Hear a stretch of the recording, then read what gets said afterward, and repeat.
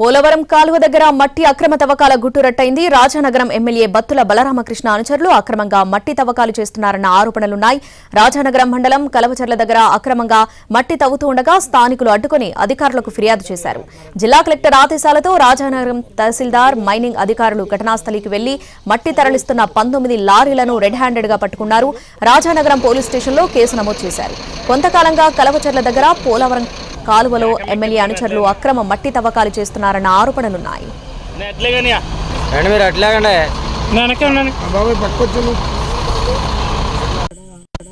చాలా వరకు లోతు తవ్వడం జరిగింది.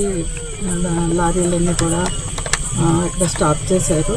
ఇవన్నీ కూడా యాజ్ పర్ ది రూల్ ప్రకారం వీటి అందరి మీద కూడా యాక్షన్ తీసుకుంటాం.